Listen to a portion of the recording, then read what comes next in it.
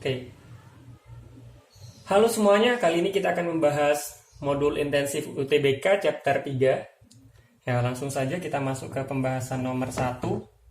Suatu benda memiliki massa jenis ρ0. Jika benda dimasukkan ke dalam fluida, maka sebanyak X bagian volume tercelup di dalam fluida tersebut. Jika massa jenis fluida 4ρ0/3, maka nilai X adalah... Oke, jadi untuk lebih memudahkan kita gambar dulu. Ya. Oke, misalkan di sini ada sebuah fluida, nah, dan ada benda, ya, yang sebanyak X bagian itu berada di dalam fluida. Ya, X bagian itu maksudnya bisa sepertiga, seperempat, atau berapa, nanti kita cari X-nya. Kita tahu kalau rho bendanya itu sama dengan ρ0. Ya, volume benda yang berada di dalam fluida itu sebanyak X, berarti volume bendanya kita anggap V, volume yang di dalam fluida itu adalah X bagian dari V. Seperti itu ya. Jika massa jenis fluida, berarti ρF, itu sama dengan 4ρ0/3, maka berapakah nilai X? Gitu ya, X sama dengan... Nah, oke.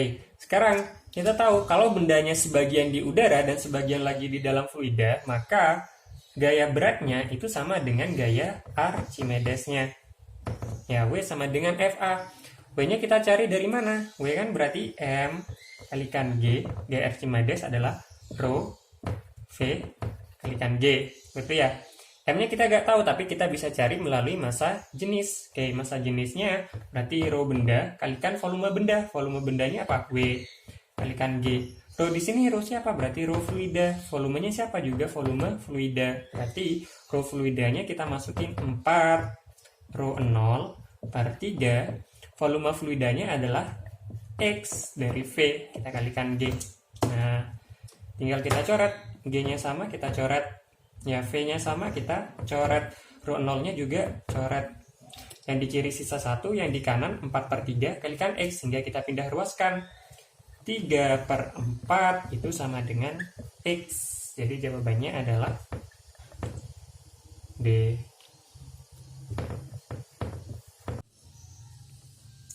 Oke, lanjut kita nomor 2. Sebuah gelas ukur, jika kita anggap ada sebuah gelas ukur dengan luas penampangnya 80 cm persegi, diisi dengan cairan yang bermassa jenis 0,8 gram per cm kubik. Kita ubah jadi kilogram per meter kubik, jadinya 800 kg per meter kubik. Sehingga ketinggiannya 10 cm. Oke, berarti ketinggiannya adalah 10 cm. Kemudian,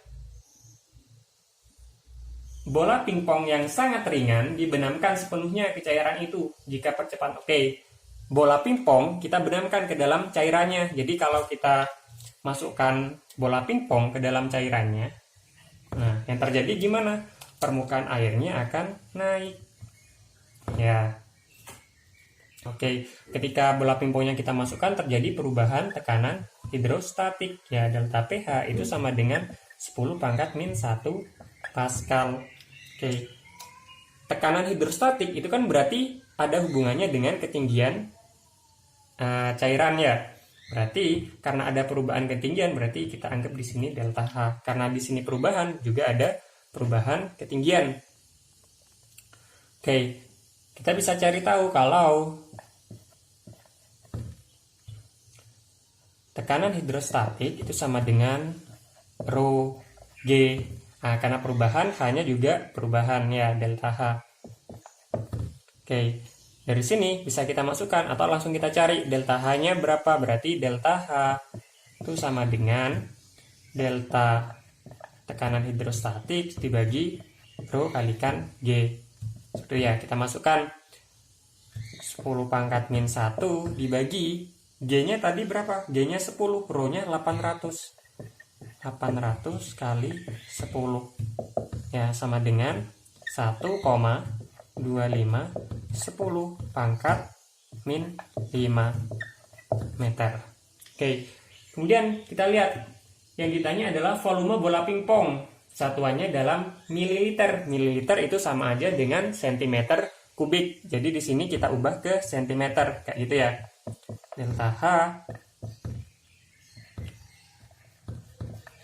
Delta H-nya sama dengan 1,25 10 pangkat min 3 cm.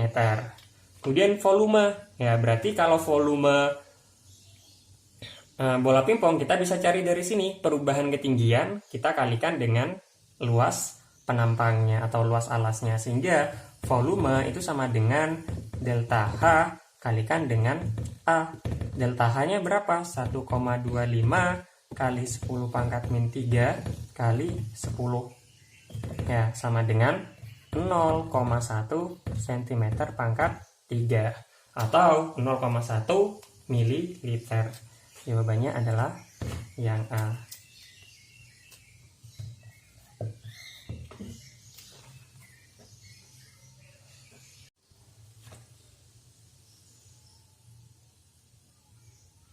Oke, kita lanjut nomor 3. Ketika kubus besi digantung dengan tali ringan di udara, gaya tegangan pada tali adalah F. Ketika kubus digantung di cairan Y, tegangan pada tali menjadi Fy. Kerapatan jenis kubus besi adalah ρ, maka kerapatan jenis cairan Y adalah K. Jadi saat kubusnya kita gantung di udara, dia punya tegangan tali sebesar F. Ya, ketika talinya kita gantung di dalam sebuah cairan, ya kan, dia punya tegangan tali sebesar Fy. Oke, kita cek dulu. Pada saat di udara, gaya yang bekerja pada benda tersebut adalah gaya tegang tali dan juga gaya berat. Sehingga kita tahu kalau gaya tegang tali, karena gaya tegang talinya F, berarti F itu sama dengan W. Seperti itu ya. Tapi saat bendanya digantungkan di dalam zat cair, berarti dia akan mempunyai gaya Archimedes. Ya, sehingga gaya beratnya itu sama dengan Fa plus gaya tegang talinya. Kayak gitu ya. Sehingga kalau kita masukkan persamaan yang di sini, F itu sama dengan Fa plus Fy. Oke. Kemudian di situ juga diketahui kalau massa jenis besinya itu adalah ρ. Kayak gitu ya. Di sini kan kita nggak tahu beratnya berapa, berarti bisa kita cari F itu sama dengan, kita cari gaya berat, berarti kan M kalikan G. M kita bisa cari melalui massa jenis ρ kalikan V kalikan G. Nah, dari sini kita bisa tahu kalau volume benda itu sama dengan gaya tegang tali kita bagi dengan ρ kalikan G. Oke, kemudian kita mau cari massa jenis fluida. Massa jenis fluida kita bisa tahu dari gaya Archimedes. Kayak gitu ya. Sehingga persamaannya kita bisa tulis kalau Fa itu sama dengan F min Fy. Gaya Archimedes, masih ingat rumusnya? Oke, berarti kan ρ fluida kalikan volume kalikan G itu sama dengan F min Fy. Karena bendanya kita anggap tenggelam sepenuhnya, berarti volume fluida yang dipindahkan itu sama dengan volume besinya. Ya, sehingga kita bisa ganti ρ fluida volumenya F per ρ kalikan G. Sini juga kalikan G sama dengan F min Fy.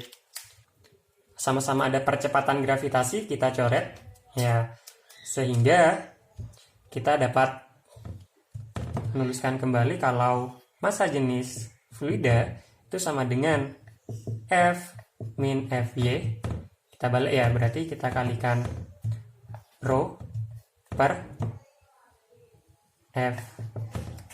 Nah, kita bisa sederhanakan lagi, berarti F bagi F adalah 1, F bagi Fy adalah Fy per F kalikan ρ. Jadi jawabannya adalah E. Oke.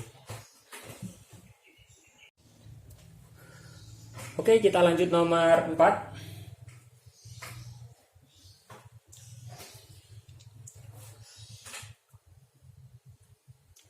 Sebuah emas murni dengan massa jenis 20 row fluida diduga memiliki bagian tengah yang kosong.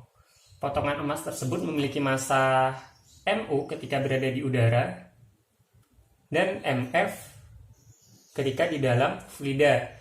Volume rongga tersebut adalah jadi kita tahu misalkan di sini adalah sebuah bola emas. Ya, di dalamnya itu terdapat sebuah rongga. Ya, kita disuruh mencari volume rongganya berapa. Nah, sedangkan dari soal kita tahu kalau massa jenis emas, ya berarti rho emas itu sama dengan 200 rho fluida. Kemudian saat emasnya ditimbang di udara, massa di udara itu sama dengan Mu, dan massanya di dalam fluida itu sama dengan Mf. Ya, kita punya massa jenis emas, punya massa, berarti kita bisa cari apa? Bisa cari volume emas saat di udara. Ya, berarti V itu sama dengan massa di udara per rho emas. Ya, jadi kita tahu saat di udara volumenya adalah sekian atau volume asli dari emas tersebut. Kemudian saat diukur di zat cair, berarti kan ada perbedaan massa. Berarti massa emas di udara, ya, atau berat emas di cairan itu sama dengan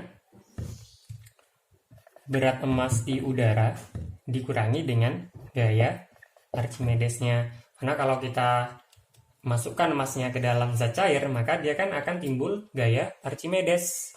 Gitu ya. Jadi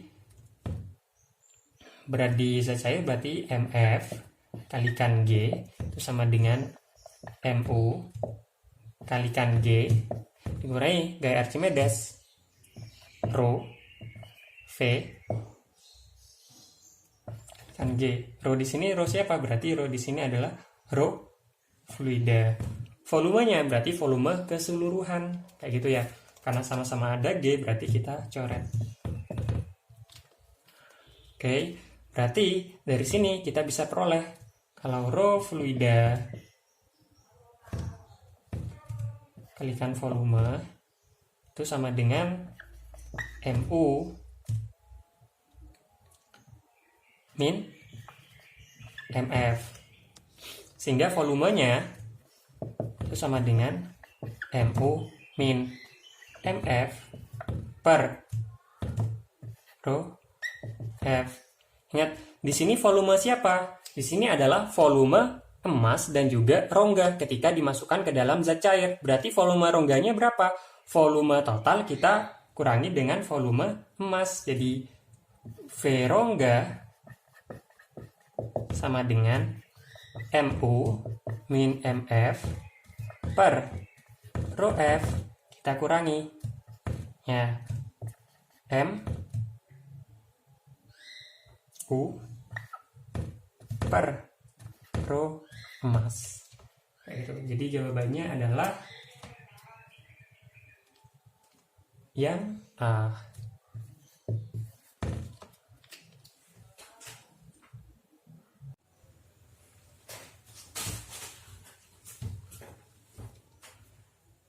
Oke, selanjutnya kita bahas soal nomor 5. Ya, diketahui sebuah kayu berbentuk silinder dengan diameter 40 cm atau 0,4 meter ya. Ketinggiannya 30 cm dan massa jenisnya adalah 10.000 per 3 kg meter kubik. Kemudian dia ditempatkan pada sebuah lubang tangki yang berdiameter 20 cm. Oke, dia diletakkan pada tangki yang mempunyai lubang, diameter lubangnya 0,2 meter. Dan diisi air bermassa jenis 1000 kg per meter kubik. Seperti tampak pada gambar. Oke, gambarnya kurang lebih seperti ini ya. H1 adalah, saat ketinggian airnya H1 di atas silinder, maka kayu akan tepat akan terangkat, berarti sigma F itu sama dengan 0. Kayak gitu ya. Berarti apa artinya? Gaya yang ke bawah itu sama dengan gaya yang ke atas. Yang ke bawah ada apa aja? Karena kayunya punya massa, otomatis dia punya gaya berat. Ya, W kayu. Kemudian, nah di atasnya kayu, nah di sini dia juga ditekan ya oleh gaya apa? Gaya berat airnya. Berarti air yang di atas kayu ini juga punya gaya berat. Kalau kita tulis, kita kasih gini, ini adalah W air. Kemudian yang ke atas, karena kayunya diletakkan di dalam zat cair, maka akan timbul gaya angkat. Gaya angkatnya di mana? Di sekeliling kayunya.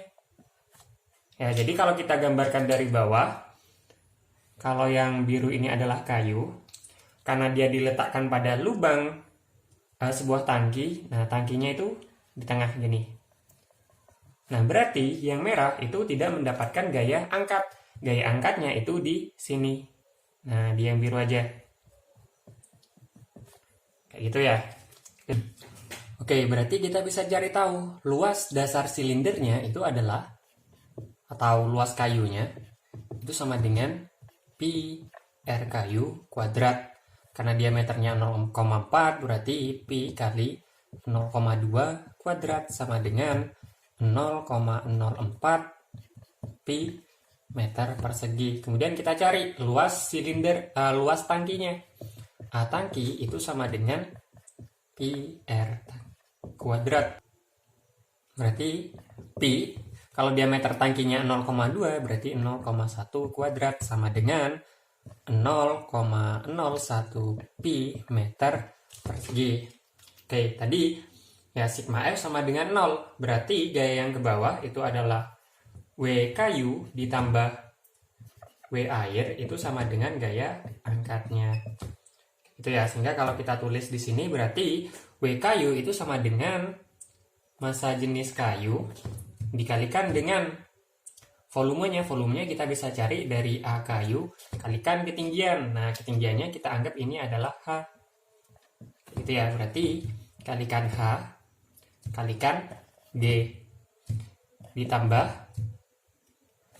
berat airnya kita bisa cari dari rho air kalikan volume airnya berapa yang di atas kayu. Berarti kan luas dasarnya sama dengan kayu. A kayu kali ketinggiannya yang beda, berarti ketinggiannya H1. Kemudian kalikan G, ya sama dengan gaya angkatnya. Kan rho air kalikan G kalikan H, ketinggiannya kan dia dari sini sampai ke atas, berarti H ditambah H1. H plus H1 kalikan. Nah, luas yang dikenai gaya angkat itu kan cuma yang biru, berarti kan A kayu dikurangi A tangki. Kayak gitu ya. Sekarang kita masukkan massa jenis kayunya 1000/3 kalikan alasnya 0,04 pi ya kalikan H-nya 0,3. Ya, sebelum dilanjut karena sama-sama ada G kita coret aja ya. Nah, ditambah rho airnya 1000, luasnya sama 0,04 pi kalikan H1 ya sama dengan rho airnya juga 1000, H1 nya H0,3 plus H1, A kayunya 0,04, A tangkinya 0,01, berarti 0,03 pi. Ya. Karena sama-sama ada pi, pi-nya kita coret. Pi. Nah. Kemudian kita sederhanakan ya. 1000 2 ini 1. Ya, kemudian 3-nya juga coret. Sehingga di sini tersisa 4. Ditambah yang di sini 1000 kalikan 0,04. Ya, jadinya 40. Oke, 40H1 sama dengan 1000 kalikan 0,03. 30 kali 0,3 tambah H1. Oke, berarti 4 tambah 40H1 sama dengan 30 kali 0,3. 9 ditambah 30 H1. Kayak gitu ya. Kita pindah ruas. 40 H1 min 30 H1 sama dengan 9 min 4. 10 H1 sama dengan 5. Berarti H1 itu sama dengan 0,5 meter. Di soalnya minta dalam sentimeter, berarti H1 itu sama dengan 50 cm. Jadi balok tepat akan naik ke atas saat ketinggian air di atas permukaan kayunya itu setinggi 50 cm. Jawabannya adalah D.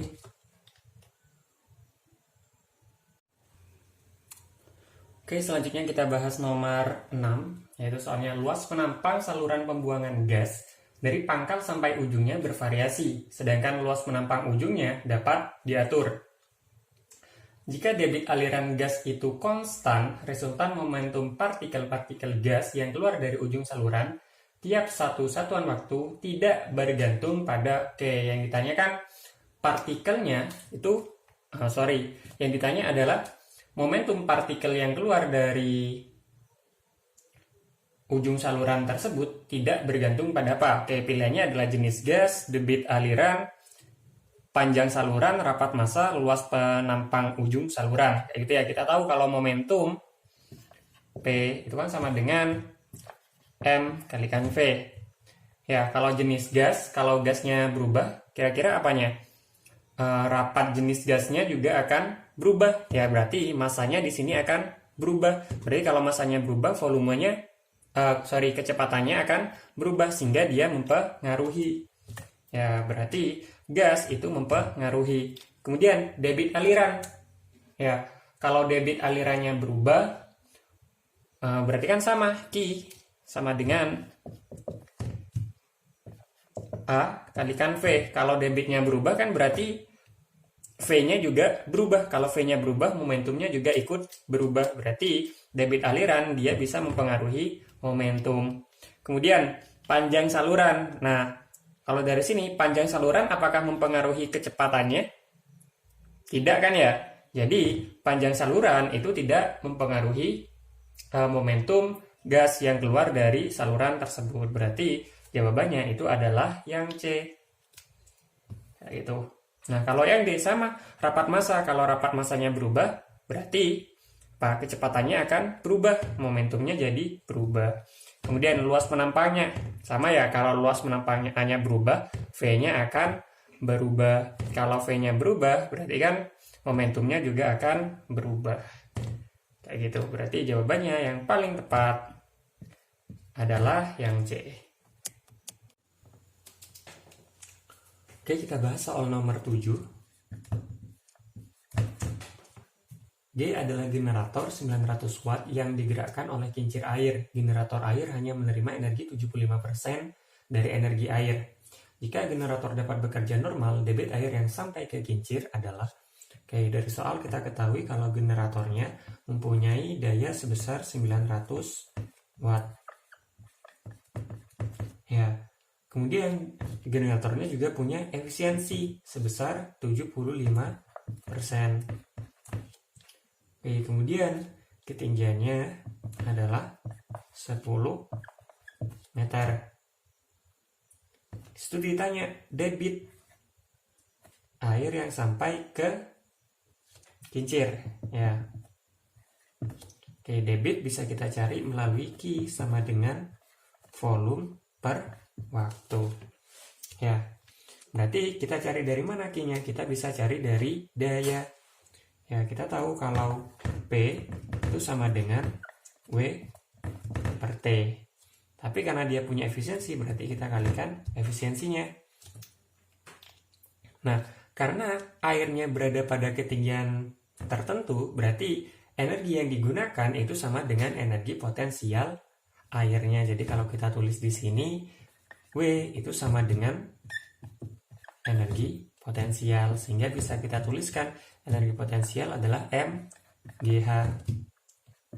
Kalau kita mau cari volumenya bisa menggunakan rho air kalikan volume kalikan H, kayak gitu ya. Sehingga di sini bisa kita ganti P itu sama dengan efisiensi kita kalikan rho V GH per T. Nah, V per T itu tidak lain adalah debit. Ya, sehingga kalau kita tulis Q itu sama dengan berarti P, sisanya pindah ruas. Efisiensi kalikan rho kalikan G kalikan H. Seperti itu ya. Sehingga kita tahu efisiensinya sama dengan P-nya 900, efisiensinya 75%, 75/100. Kita kalikan rho-nya massa jenis air 1000, G-nya 10, H-nya juga 10. Gitu ya. Berarti ini bisa kita coret.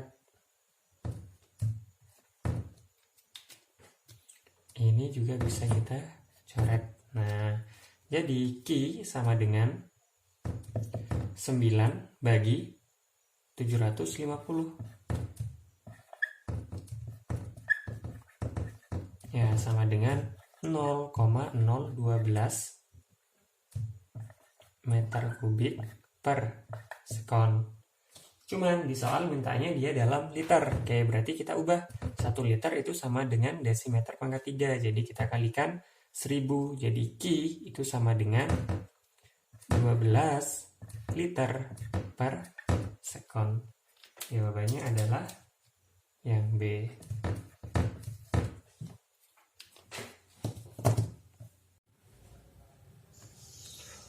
Oke, kita lanjut nomor 8.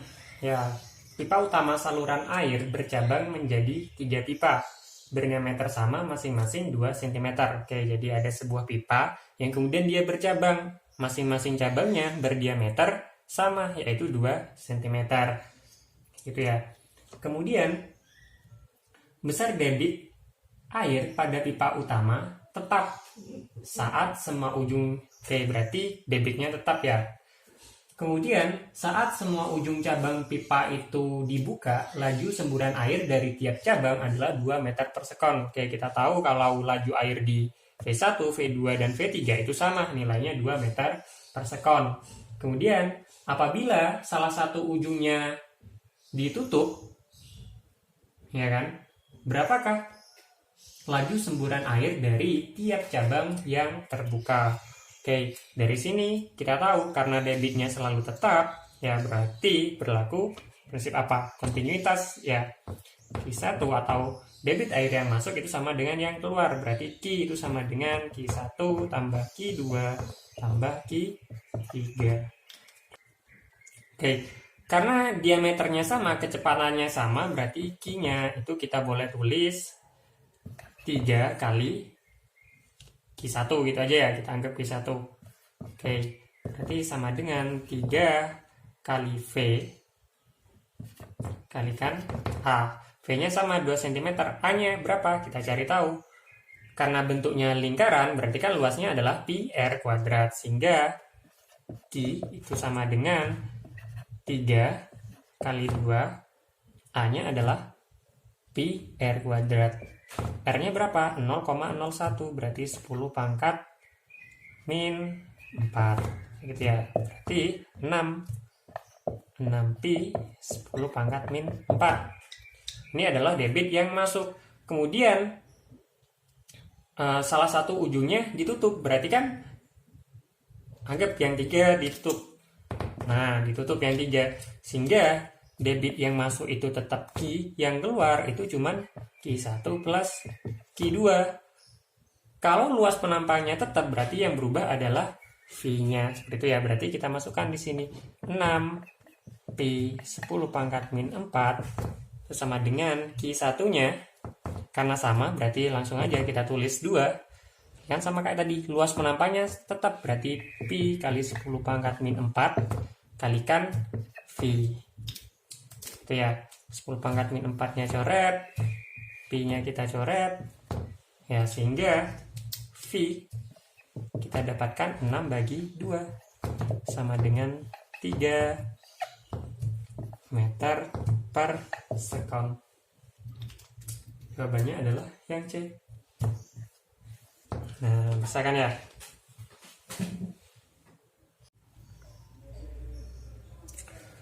Oke, kita lanjut bahas nomor 9.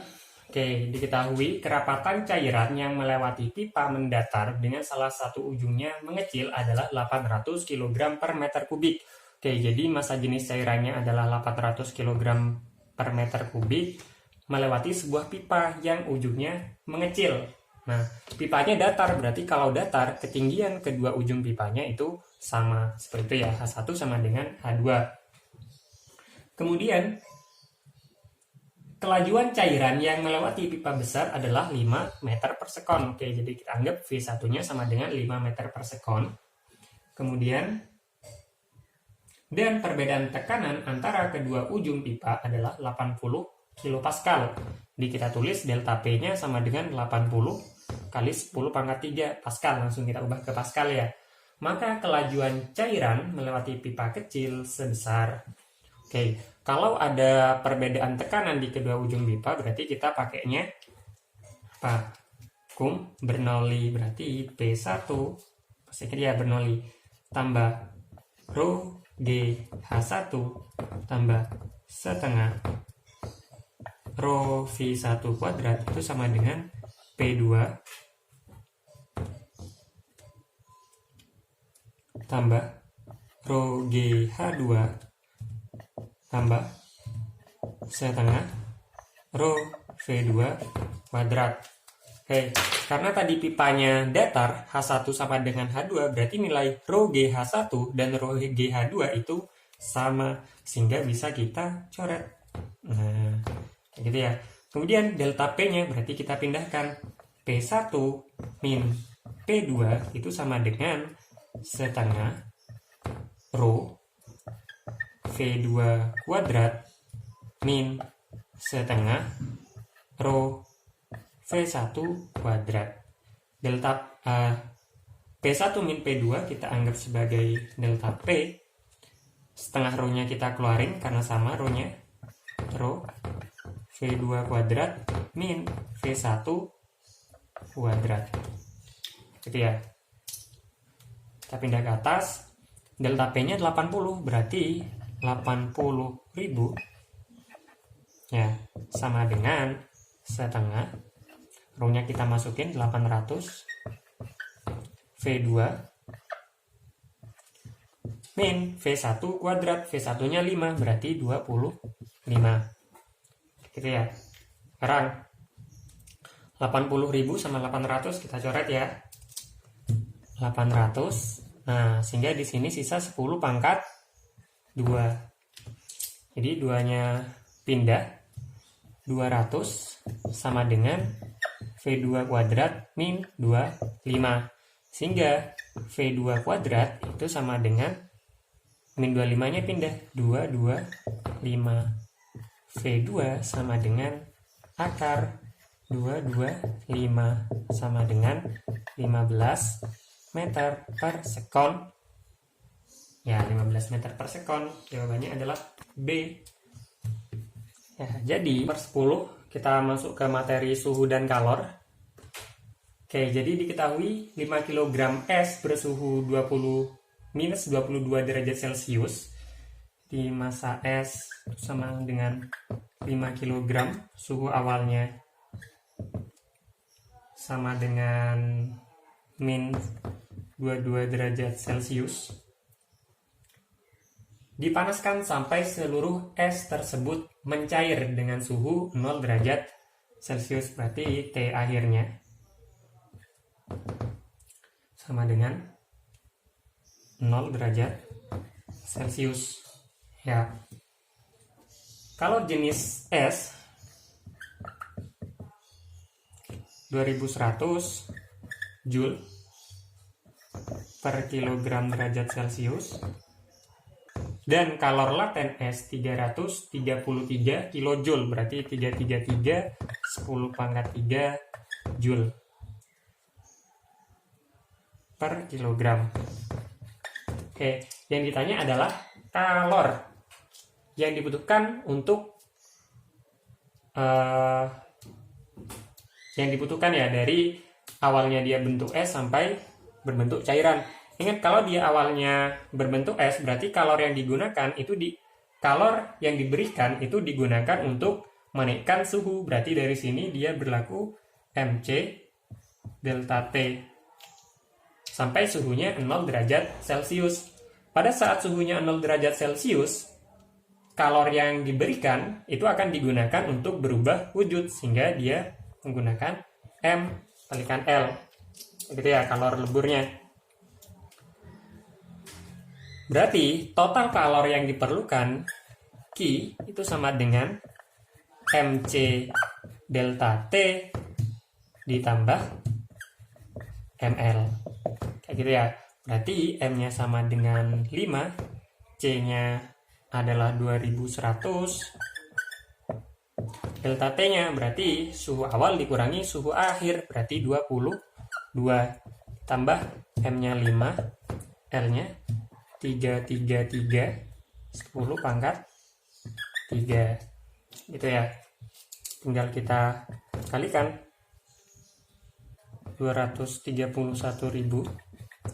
tambah 5 kali 333 kali 10 pangkat 3, ya itu hasilnya 1665 10 pangkat 3.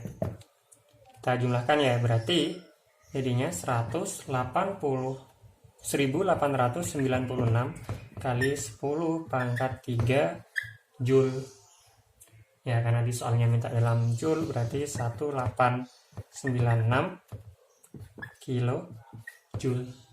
Jawabannya adalah yang E.